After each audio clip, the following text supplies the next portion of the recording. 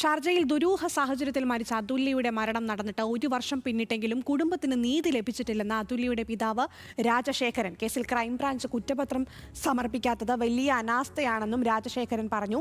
മകൾ വലിയ പീഡനം നേരിട്ടാണ് മരിച്ചതെന്നും അദ്ദേഹം ആരോപിച്ചു.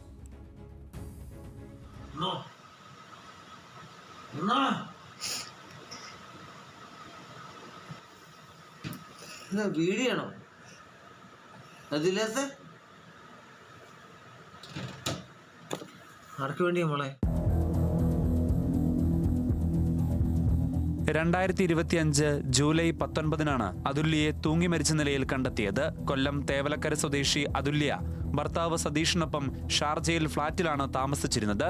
താമസിച്ച സ്ഥലത്ത് അതുല്യയെ മരിച്ച നിലയിൽ കണ്ടെത്തുകയായിരുന്നു. ഭർത്താവ് സതീഷിന്റെ പീഡനമാണ് അതുല്യയുടെ ജീവനെടുത്തതെന്നാണ് യുവതിയുടെ വീട്ടുകാരുടെ പരാതി.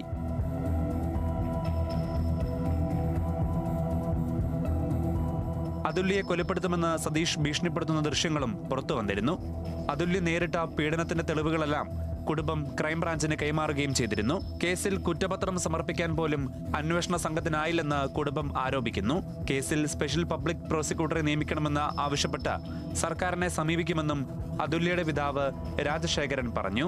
എൻ്റെ മകളുടെ മരണത്തിന് പൂർണ്ണ ഉത്തരവാദി അവനാണ്. അവൻ്റെ ശാരീരികമായ പീഡനം, കൊടിയ പീഡനം എൻ്റെ മകൾ അന്ന് 2 ദിവസം തുടർച്ചയായിട്ട് അവിടെ അനുഭവിച്ചിരുന്നു. അതിൻ്റെ എല്ലാവിധ തെളിവുകളുമുണ്ട്, അതിൻ്റെ ഡിജിറ്റൽ തെളിവുകളെല്ലാം ഉണ്ട്. അപ്പോൾ അവന് നിയമത്തിന് മുമ്പിൽ കൊണ്ടുവന്നവന് തക്കതായ ശിക്ഷ കൊടുക്കാൻ ഇതിനകത്ത് ആഭ്യന്തര വകുപ്പ് ഇടപെടണമെന്നാണ് എൻ്റെ ഒരു അഭിപ്രായം. കേസ് അതിവേഗ കോടതിയിൽ വേണമെന്ന ആവശ്യം കൂടി കുടുംബം ഉന്നയിക്കുന്നു.